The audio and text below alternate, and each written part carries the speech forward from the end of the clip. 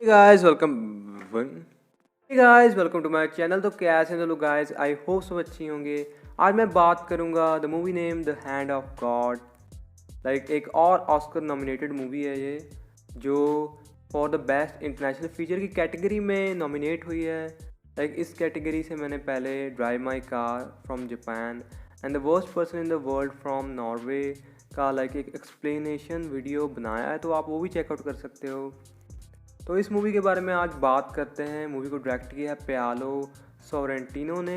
एक कमाल के डायरेक्टर जिन्होंने ऑस्कर जीता था इसी कैटेगरी में 2013 में for the great beauty. And इस बार फिर वो एक कमाल की आर्ट के साथ हमारे सामने हैं। ये मूवी देखने के बाद मेरे दिमाग में एक क्वेश्चन आया था कि फॉर द बेस्ट पिक्चर ये मूवी जा सकती थी, क्योंकि ऐसी मूवी थी जो एक ग्रेट आर्ट ऑफ सिनेमा में बोल सकता हूँ। एंड सिनेमा की दुनिया में ये मूवी याद रखी जाएगी लंबे समय के लिए। एंड पिछली दोनों मूवी से मुझे अच्छी लगी। क्यों अच्छी लगी? ये पूरी स्टोरी है जो मूवी की, वो स्टोरी है पाओलो सोरेंटिनो की। कैसे वो डायरेक्टर बने, क्यों उन्होंने डायरेक्टर बनने की चाह रखी, वो स्टोरी है। बट स्टोरी पूरी रियल नहीं है, बहुत ज़्यादा चीज़ें फिक्शनल हैं जो अपनी सोच के हिसाब से डायरेक्टर ने डाली हैं। सोरेंटिनो, उनकी स्टोरी। एंड मैं बोलूँगा इस मूवी को लव लेटर टू नेपल्स जो इटली में एक सिटी है। 1980s की नेपल्स को बहुत ही खूबसूरती से दिखाया गया है। उस वक्त मैराडोना का क्रेज़ था जो नेपल्स सिटी में, बिकॉज ऑफ उन्होंने जो फुटबॉल क्लब था नेपिल, उसको ज्वाइन किया था उस वक्त। एंड मतलब फुटबॉल का क्रेज़ नेक्स्ट लेवल था। अभी भी फुटबॉल का वैसा ही क्रेज़ है इटली में और यूरोपियन कंट्रीज़ में। आपको पता ही है जब पिछले साल यूरो कप हुआ था तो कैसी सेलिब्रेशन हुई थी। तो अनडाउटली कमाल का दिखाया गया है सिनेमा। मैं इसे बोलता हूँ क्योंकि जो मूवी में दिखाया गया है वो यादों के हिसाब से दिखाया गया है। सेरेंटिनो की यादें हमारे सामने रखी गई हैं। एंड यादों इसीलिए मूवी काफ़ी ज़्यादा ड्रीमी लगती है आपको, कि जैसे कोई ड्रीम चल रहा होता है, जैसे कोई सपना चल रहा होता है। एंड इस मूवी को इस पॉइंट ऑफ व्यू से दिखाना, इस पर्सपेक्टिव से दिखाना एक कमाल की बात थी। मूवी आपको बीच में आपको कई बंदों को बोर भी कर सकती है, बट मैं नहीं सोचता कि ये मूवी बोर करेगी। ये मूवी अंत तक आपको बेहतरीन लगेगी। डायरेक्शन कमाल का है, जो कलर्स दिखाए गए हैं वो बहुत ही सुंदर हैं। नेपल्स की सुंदरता को हमारे सामने रखा है। वो नेपल्स की स्ट्रीट्स इतनी अच्छी तरीके से दिखाई गई हैं, इसका कोई हद नहीं है, जो आपको बहुत ही पसंद आएगी। एंड बहुत ही बढ़िया मूवी है। मैंने मूवी को देखा इटालियन में, इटालियन लैंग्वेज में ही शायद ये अवेलेबल है। एंड आप इटालियन लैंग्वेज में ही देखो, क्योंकि वो एक्सेंट आपको कमाल का लगेगा। मुझे अभी भी याद है इससे एक रिलेटेड एक मूवी सीन जो शायद इतना भी रिलेटेड नहीं था। The movie scene from Inglourious Basterd. आप सबको पता है कि जो ब्रैड पिट का करैक्टर होता है वो और उसके साथी जाते हैं एक मूवी प्रीमियम में। वहाँ पे हिटलर एंड नाजी लीडर्स भी आने वाले होते हैं, उनको मारने का प्लान होता है। एंड वहाँ पे काफ़ी ज़्यादा फ़नी सीन क्रिएट होता है जब इटालियन बन के जाते हैं। इनको इटालियन अच्छे तरीके से आती नहीं। ब्रैड पिट का करैक्टर बोलता है कि मुझे इटालियन आती है, अब तुम टेंशन मत लो। बट वहाँ पे जाके क्या होता है सबको पता ही है। जो बंदा जिसको इसके बारे में कभी और बात करेंगे, बट वो सीन सही में बेहतरीन होता है। उस सीन में जब उसका पार्टनर कहता है जो होता है ब्रैड पिट के करैक्टर का, मार्गरीती, वो बहुत ही फ़नी सीन होता है। एंड इसलिए मैं बोलूँगा इटालियन लैंग्वेज में देखो आप इस मूवी को। स्टार्टिंग में थोड़ा सा आपको प्रॉब्लम होगी कैचअप करने के लिए, क्योंकि जल्दी जल्दी पढ़ना होगा। कुछ सीन्स में काफ़ी फास्ट बोला गया है, बट जब आधा घंटा बीत जाएगा फिर आपको इतनी ज़्यादा परेशानी बिल्कुल भी नहीं होगी। मूवी की स्टोरी की बात करूँ तो मूवी की स्टोरी स्टार्ट होती है एक बस स्टेशन के सीन से, जहाँ पे पैट्रिजिया का करैक्टर खड़ा है। उसको लेने के लिए वो बस का इंतज़ार कर रहा है, बट वहाँ पे कार में आता है सैनगिनारियो का करैक्टर और वो कहता है कि मैं तुम्हें घर छोड़ता हूँ। बट वो ले जाता है एक जगह पे जहाँ पे वो लिटिल मॉन्क से इंट्रोड्यूस कराता है। एंड लाइक एक जेस्चर दिखाया जाता है कैसे लाइक उसकी जो विश थी पैट्रिजिया की उसको मान लिया गया है।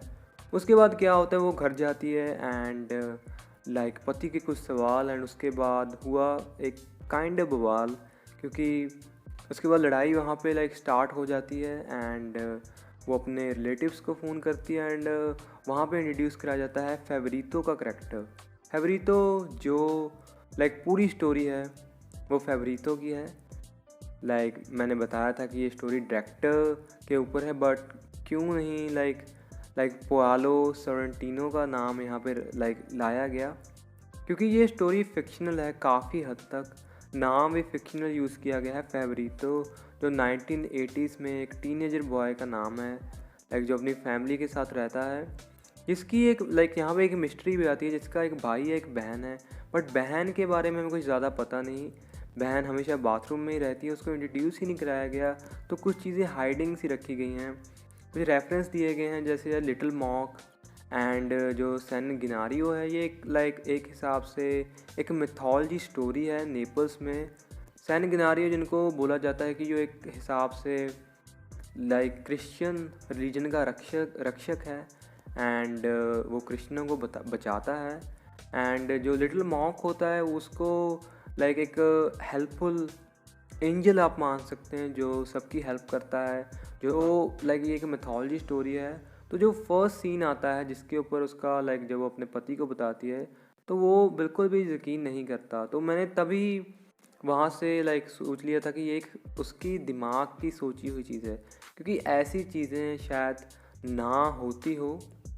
ऐसी चीज़ कैसे हो सकती है? हमें वैसे दिखाया वहाँ ज़रूर गया कि वहाँ पे वो गई थी एंड लाइक पूरा सीन दिखाया गया हमें, बट आप आराम से पकड़ लोगे लाइक, क्योंकि उसने सिर्फ उसको ही पूछा वहाँ पे एंड ऐसी इन्फॉर्मेशन उसके पास थी।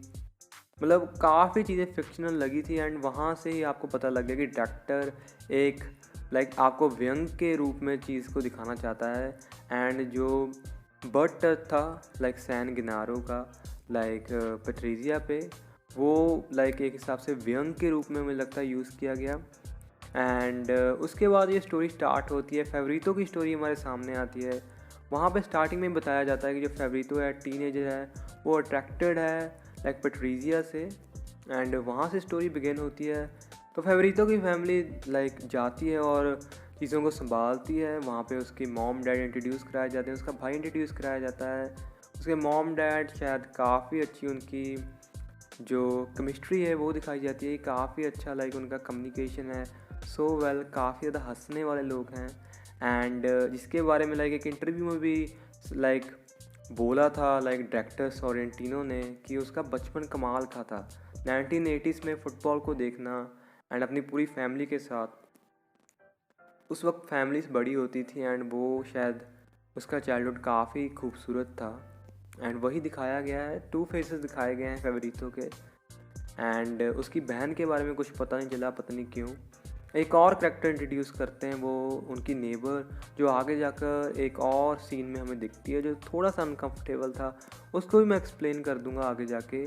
पर स्टोरी आगे बढ़ती है। अब स्टोरी जाती है एक फैमिली मीट में जहाँ पे सब मिल रहे हैं एंड वहाँ पे सब एक दूसरे का मजाक उड़ा रहे हैं। जो फेवरितो के फादर हैं वो काफ़ी ज़्यादा फ़नी पर्सन हमें दिखते हैं। उसके बाद चीज़ें आगे बढ़ती हैं।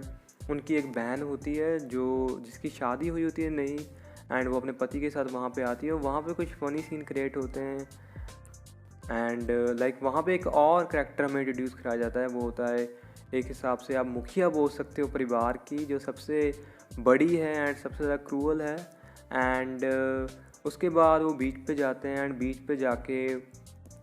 पे जाके वो सीन आता है जहाँ पे पैट्रिजिया नेक्ड हो जाती है, क्योंकि उसका लाइक वो सीन आता है जहाँ पे वो दिखाती है कि वो बिल्कुल भी केयर नहीं करती किसी के बारे में। एंड वहाँ पे फेवरितो एंड पैट्रिजिया की एक और अट्रैक्शन दिखाई जाती है। ये पूरी मूवी लाइक फेवरितो के पर्सपेक्टिव से है, तो आपको लाइक ये याद रखना होगा कि एक हिसाब से ये याद है कि वो कैसे लाइक पूरे सीन को याद कर रहा है। लाइक फर्स्ट तो उसको एज ए साइड कैरेक्टर दिखाया गया, मतलब जब पहला था कि जब उसका लाइफ का पहला फेज़ था उसमें फैमिली फ्रेंड्स ज़्यादा इंपॉर्टेंट थे। तो इस फेज़ पे उसको ज़्यादा डिस्कवर नहीं किया गया, उसकी फैमिली को ज़्यादा डिस्कवर किया गया। वहाँ पे दिखाया जाता है उसका अट्रैक्शन। पैट्रिसिया भी थोड़ा सा फ्लर्ट करती दिखती है, बट वो पूरी स्टोरी बाद में जाकर पहले वो एज अ अट्रैक्शन थी, उसके बाद उसका रोल एज ए म्यूज़ हो जाता है। वो आगे जाके चेंज होता है जैसे फेवरितो का करैक्टर ग्रो होता है। तो वो चीज़ दिखाई गई है कि जैसे फेवरितो का करैक्टर ग्रो होता है, उसका पर्सपेक्टिव चेंज होता है। तो वहाँ पे हमें लगता है कि अभी कुछ होगा, एक सीन पे दोनों रुक जाते हैं एक जगह पे जाके, एंड वहाँ पे हम चाहते थे कुछ और, बट वैसा कुछ हुआ नहीं। कई बार आपको लगता है पूरी मूवी में ऐसे सीन्स आते हैं यहाँ पे आप चाहते थे कि अब ऐसा हो जाएगा, जैसे काफ़ी सीन आएंगे ऐसे जहाँ पे आपको लगेगा कि ऐसा हो सकता है, बट मूवी आपको सरप्राइज़ करती है, एक काइंड रियलिटी चेक देती है कि रियलिटी में ऐसा नहीं होता। एंड वहाँ से स्टोरी आगे बढ़ती है। वहाँ पे आप सबको कुछ फाइटिंग सीन दिखाए जाते हैं, उसकी फैमिली प्रॉब्लम्स दिखाई जाती हैं, एंड वो सीन काफ़ी ज़्यादा बढ़िया होता है, काफ़ी ज़्यादा मैं बोलूँगा काफ़ी वेल डायरेक्टेड था, एंड फैमिली के रिएक्शन अच्छी तरीके से रिकॉर्ड किए गए। एंड उसके बाद सीन चेंज होता है, एंड उसकी फैमिली एंड अभी वो हैप्पी हो चुके हैं काफ़ी। उस वक्त एक खबर चल रही होती है कि जो नेपोली क्लब है एंड वो मैडोना को लेने वाले हैं। लोगों की शर्तें लग रही होती हैं कि नहीं लेंगे, कोई कह रहा है लेंगे। इन्हीं शर्तों के बीच माराडोना वहाँ पे आते हैं, और एक सीन आता है जब जो फेवरितो का करैक्टर है वो देखता है सब कुछ फ्रीज़ हो चुका है चारों तरफ, एंड उसका ध्यान सिर्फ माराडोना के ऊपर है। Maradona one of the greatest footballer ever lived, I can say that thing. And और वहाँ पे वो आते हैं एंड वो सीन पूरा फ्रीज़ हो जाता है। वैसे तो पूरी मूवी में आपको लगेगा पता कि फेवरितो काफ़ी बड़े मैडोना के फ़ैन हैं, काफ़ी बड़े फुटबॉल के फ़ैन हैं, मतलब सारा सिटी ही पूरी फुटबॉल की फ़ैन है। बट वो कभी भी फुटबॉल खेलते नहीं दिखते, वो हमेशा ग्राउंड पे होते हैं, सब फुटबॉल खेल रहे होते हैं, बट वो कभी नहीं खेलते, वो सिर्फ एज अ फ़ैन थे। तो यहाँ पे दिखा दिया गया था कि हाँ, फुटबॉल का फेस था उनकी लाइफ में कितना मायने रखता था, और वो चीज़ वो दिखा देते हैं। एंड उसके बाद एक चीज़ होती है, उसके बाद एक मूवमेंट होती है, बट मूवमेंट से पहले एक मैच हमें देखने को मिलता है। वो मैच होता है अर्जेंटीना का वर्ल्ड कप मैच, जिसमें एक टर्म काफ़ी ज़्यादा पॉपुलर हो जाती है, द हैंड ऑफ गॉड। जब माराडोना गोल करने की कोशिश करते हैं एंड उनके हाथ से लग के गोल हो जाता है। उसके बाद वो मैच वो ज़रूर जीत जाते हैं बाद में, उसके बाद मैराडोना एक और गोल कर देते हैं, बट उसको the hand of God term से मशहूर हो जाता है वो पूरा सीन। एंड एक और कंसेप्ट आया कि कैसे जिस वक्त उसी वक्त जब वो क्लब ज्वाइन करते हैं तो उनका मैच देखने के लिए फेवरितो चले जाते हैं, उसके पेरेंट्स के साथ उस रात स्पेंड नहीं करते जो उनकी आखिरी रात थी। नहीं, उस दिन गैस लीक के कारण उसके मॉम डैड की डेथ हो जाती है, एंड उसके बाद उसकी लाइफ का सेकंड फेज शुरू होता है। फर्स्ट फेज़ यहाँ पे फैमिली फ्रेंड्स को ज़्यादा दिखाया गया था, उनको ज़्यादा प्रेफरेंस दी गई है, और उसके बाद उसका सेकंड फेज़ स्टार्ट होता है। एक और फ़नी सीन मैं मेंशन करना चाहूँगा, वो सीन आता है जब वो उस मैच के बिटवीन ही आता है, जब उसका मैच चल रहा होता है उस वक्त जो एक क्रूअल लेडी के रूप में आपको मैंने बताया था एक के बारे में, वो सीन आता है उसका, जब उसका जो सन होता है वो अरेस्ट हो जाता है, एंड वो ब्लेम करने लग जाती है और फैमिली मेम्बर्स को। एंड उसके बाद एक जो लेडी होती है, शायद उसकी फैमिली की होती है, शायद उसकी वाइफ होती है जो अरेस्ट होता है, उसका जो एक्सेंट होता है और उसका वो पूरा होता है, वो इंग्लिश सबटाइटल के हिसाब से वो बोलती है, you are pain in the ears. And वो उसके बाद उसकी पिटाई करते हैं। मैंने सोचा ये कैसा सीन है, बट मज़ा आया देखने को। उसके बाद उसकी फैमिली की डेथ होती है, उसके बाद पूरी मूवी चेंज हो जाती है। एक हिसाब से पहले मूवी एक खुशियाँ भरी थी, मूवी बहुत ज़्यादा आपको पसंद आ रही थी मूवी, उसके बाद मूवी डार्क हो जाती है काफ़ी ज़्यादा, एंड नाइट वाले सीन भी बढ़ जाते हैं ज़रूरी में। एंड उसके बाद उसको फिगर आउट करना होता है कि ज़िंदगी में क्या करना है, काफ़ी ज़्यादा कंफ्यूज होता है वो। तो एक सीन आता है उसी वक्त, एक सीन आता है जो काफ़ी ज़्यादा लोग बोलेंगे कि काफ़ी ज़्यादा अनकंफर्टेबल बोलेंगे, काफ़ी ज़्यादा अनकंफर्टेबल था देखने के लिए। वो एक सेक्स सीन जो उसकी नेबर जो काफ़ी ओल्ड है एंड वो क्यों करती हैं ऐसा, वो एक्सप्लेन करती हैं उस वक्त कि तुम लाइक फ्यूचर के बारे में सोचो, स्टक ना रहो यहाँ पे। तो जिसके लिए मैंने ये सब किया है। The next time you are asking gonna be with another girl who is around your age and I want that, but वहाँ पे चीज़ें चेंज हो जाती हैं। वो सीन काफ़ी अनकंफर्टेबल होता है काफ़ी लोगों के लिए, बट वो सीन ज़रूरी होता है। बट उसके बाद चीज़ें आगे बढ़ती हैं एंड वो अपना सिनेमा के जो प्रति उसका जो लव था वो देखने के वो सामने आता है। पहली बार वो सिनेमा से रूबरू हुआ था उसके ब्रदर की वजह से, क्योंकि वो एक एक्टर बनना चाहता था एंड अभी उसका कोई शौक़ नहीं, अभी वो जाना चाहता है आगे कहीं और। फेवरितो अपना तलाश ढूंढ रहा है कि वो कैसे डायरेक्टर बन जाए, क्योंकि डायरेक्टर बनना उसका एक ड्रीम बन जाता है। एंड उसके इनकाउंटर होते हैं उससे पहले एक और कैरेक्टर से जो स्टार्टिंग में इंट्रोड्यूस होता है, जो एज ए रॉबर इंट्रोड्यूस होता है।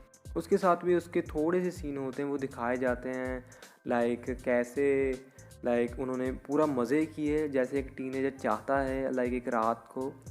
एंड एक और चीज़ दिखाई जाती है उसके पर्सपेक्टिव से, उसकी attraction towards women. Because if you आप सिर्फ मूवी की तरफ देखो तो बहुत सारे ऐसे सीन होंगे जहाँ पे जो अट्रैक्टिव वुमेंस हैं उनको काफ़ी हाईलाइट करके दिखाया गया है। सीन्स में कैमरा का पूरा फोकस उनके ऊपर होता है एंड वो सीन पूरा स्लो मोशन में जाता है। तो बहुत ज़्यादा ऐसे सीन आएंगे, तो इसलिए मैं मूवी को बोल रहा हूँ कि एक हिसाब से यादों के हिसाब से ये मूवी एक पर्सपेक्टिव के हिसाब से है और एक सिनेमा का कमाल का पीस है। उसके बाद वो सोचता उसके बाद कुछ और सीन्स भी आते हैं जैसे कि वो प्लेस देखने लगता है एक गर्ल के जो काफ़ी ज़्यादा सुंदर होती है एंड एक एक्ट्रेस होती है। एंड उसके बाद उसके उसको थिएटर पे देखते हुए वो चाहता है उसकी मदद करना, उससे मिलना, उससे बात करना। वो कभी हो नहीं पाता, वो इतना ज़रूरी भी नहीं होता। बट उसके बाद एक सीन होता है जब वो परफॉर्म कर रही होती है एंड डायरेक्टर जो काफ़ी नेपल्स के काफ़ी ज़्यादा जाने माने होते हैं जैसा मुझे लगता है, एंड उनके साथ उनका इनकाउंटर होता है। वो काफ़ी हार्श वे में उसको रिप्लाई करते हैं जो काफ़ी सही में हार्श था एक्ट्रेस को। एंड वो बोलते हैं कि कॉन्फ्लिक्ट के बिना तुम ग्रो नहीं कर सकते। तो ये उनकी सोचनी होती है। एंड वो सीन जो उनकी कन्वर्सेशन होती है डायरेक्टर के साथ फेवरितो की, वो सही में काफ़ी बेहतरीन होती है। पूरी वो कन्वर्सेशन में पहले तो बोलते हैं कि डिस्कवर करो, फिगर आउट करो अपने आप को कि तुम क्या चाहते हो। पहले तो उसको बोल रहे होते हैं कि भग तू, उसके बाद कन्वर्सेशन भी करते हैं। एंड उसके बाद एक सीन और आता है जब वो चाहता है कि मैं रोम जाना चाहता हूँ। वो डिसाइड कर लेता है, वो कन्वर्सेशन से फिगर आउट कर देता है कि मुझे यहीं नहीं रहना। तो डायरेक्टर उसको जवाब देते हैं बहुत गए रोम एंड खाली हाथ वापस आए। ये सिटी है, ये खूबसूरती है, यहाँ पे रहो, यहाँ पे काम करो। बट आगे बढ़ना है, जिनको आगे बढ़ना है वो किसी की सुनते नहीं। तो अभी एक और सीन की तरफ बढ़ते हैं। ये पैट्रिसिया है जिसको वो एज अट्रैक्शन देखता था, वो कैसे चेंज हो जाती है as a muse, as a person who understand him. And वो हमें पता लगता है वो मेंटल वार्ड में जहाँ पे पैट्रिसिया है, बिकॉज वो काफ़ी ज़्यादा मेंटली इल है। वो वहाँ पे कारण बताती है कि वो वहाँ पे नहीं रहना चाहती, वो काफ़ी उदास थी उसके साथ। एंड वहाँ पे उनकी वो कन्वर्सेशन होती है कैसे फेवरितो ने बोला कि मैंने तुम पे विश्वास किया था जब किसी ने नहीं किया एंड मुझे अभी भी तुम पे विश्वास है। और वो पहली बार शेयर करता है कि I think it gonna sound crazy but I want to be a director. And वहाँ पे वो पहली बार ये शेयर करता है। उसके बाद मूवी अंत की तरफ बढ़ती है जब आता है वो सीन जिसके लिए सबका इंतज़ार था। वो सीन जब वो ट्रेन में बैठा होता है, रोम के लिए निकल रहा होता है, वहाँ पे लिटिल मॉन्क फिर से हमें दिखता है। बट इस बार वो अपना पर्दा उतारता है एंड वो बिल्कुल ही फेवरितो को बचपन लग रहा होता है, बिल्कुल ही फेवरितो का बचपन लग रहा होता है जो उसको वेव कर रहा, जो उसको बाय बोल रहा है कि जहाँ पे नेपल्स पे वो हमेशा पला बड़ा। तभी उन्होंने दिखाया गया वो सीन। शायद उसको फील आई कि वो लिटिल मॉक वहीं पे है जो उसको इशारा कर रहा है कि अभी उसको खुद की हेल्प करनी है एंड आगे बढ़ना है। एंड इसलिए वो वहाँ पे प्रकट होता है, और जो जिसको सब लोग as a little mocks like सोचते हैं कि जो सबकी हेल्प करता है, वो शायद उनका ही लाइक वही होते हैं जो खुद की लाइक हेल्प करते हैं लोग। लाइक वो शायद लाइक रेफरेंस देने की कोशिश की गई है कि वो लाइक लोग अपनी खुद की मदद खुद ही करते हैं अंततः। एंड वही उनके लिटिल मॉक उनके लिए उनकी जो यंगर सेल्फ होती है जो उनको रिमाइंड करती है। एंड वहाँ से मूवी ख़त्म हो जाती है। एक वो अपने हेडफोन लगाता है एंड गाने चलने लग जाते हैं एंड वहाँ पे मूवी ख़त्म। मूवी सही में काफ़ी खूबसूरत थी, काफ़ी बढ़िया थी, क्योंकि जो लाइक डायरेक्शन था वो नेक्स्ट लेवल था। डायरेक्टर खुद की स्टोरी थी जिसको फिक्शनल से उन्होंने भरा, काफ़ी बेहतरीन। एंड मूवी लाइक जो नेबर्स को दिखाया गया, जो सीन्स दिखाए गए, जो आफ्टरनून वाले, दो यादों को हमारे सामने रखा गया, एक तो अपने पेरेंट्स के साथ, एक अपने पेरेंट्स के बाद। पेरेंट्स के साथ वाली यादें काफ़ी खूबसूरत थी और ऐसा सबकी लाइफ में फेस आता है जो काफ़ी खूबसूरत होती है आपकी ज़िंदगी, बट जब वो खुशियाँ ख़त्म होती हैं तो और ढूंढने के लिए आगे बढ़ना पड़ता है, वहाँ पे आप नहीं रह सकते, तो वो दिखाया गया है। तो यही था इस वीडियो में guys. Be hopeful, I hope you guys like this video. I am gonna see you in the next one. Bye guys.